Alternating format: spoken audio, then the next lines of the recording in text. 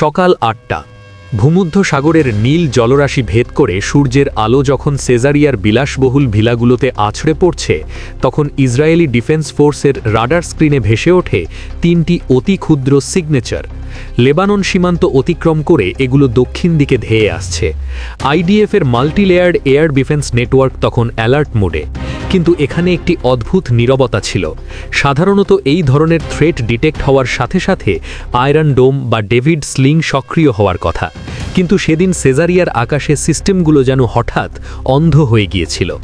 প্রধানমন্ত্রী বেঞ্জামিন নেতানিয়াহুর ব্যক্তিগত বাসভবন, যা বিশ্বের অন্যতম সুরক্ষিত এলাকা, সেখানে ড্রোনগুলো পৌঁছে যায় কোনো প্রকার বাধা ছাড়াই।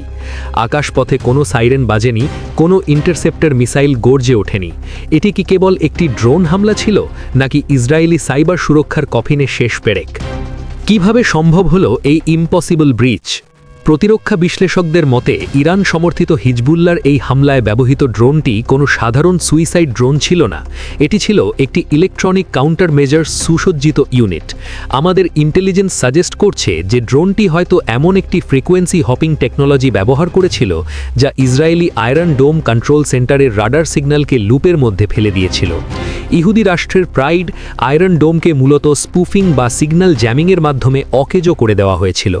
ড্রোনের ভেতরে থাকা হাই এন্ড রাউটার হ্যাকিং মডিউলটি স্থানীয় নেটওয়ার্কে প্রবেশ করে সিস্টেমকে কমান্ড পাঠাচ্ছিল যে আকাশ সম্পূর্ণ পরিষ্কার। এর ফলে ড্রোনের অবস্থান ডিফেন্স গ্রিডে ফ্রেন্ড অথবা নন থ্রেট হিসেবে চিহ্নিত হচ্ছিল। এটি ছিল একবিংশ শতাব্দীর সর্বাধুনিক সাইবার কাইনেটিক যুদ্ধ, যেখানে মিসাইলের আগে ডেটা প্যাকেট দিয়ে জয় করা হয়েছে আকাশপথ। আকাশে তখন শুরু হয় সুপারসনিক ইন্টারসেপশনের ব্যর্থ চেষ্টা।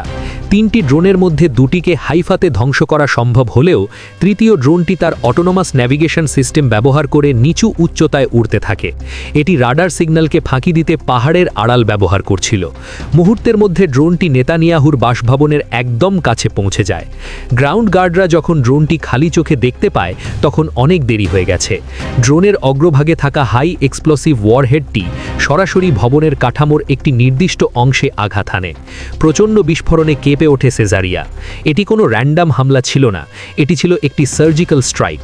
ইসরায়েলের মতো একটি হাইটেক রাষ্ট্রের প্রধানমন্ত্রীর ড্রয়িং রুমের জানালার কাঁচ চূর্ণ বিচূর্ণ করে দেওয়া মানে হলো শত্রু এখন কেবল দোরগোড়ায় নয়, তারা ডিফেন্স সফটওয়্যারের ভেতর বসে অট্টহাসি হাসছে।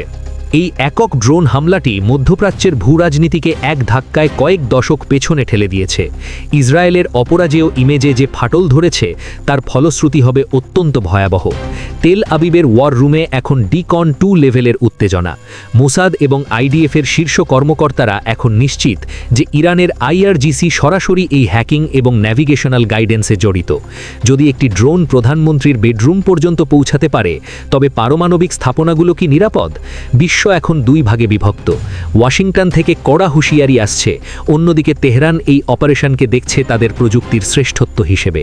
এটি কি কেবল একটি বিচ্ছিন্ন হামলা, নাকি অপারেশন ট্রু প্রমিসের পরবর্তী ধাপ? বিশ্ব কি এক অজানা তৃতীয় মহাযুদ্ধের দ্বারপ্রান্তে?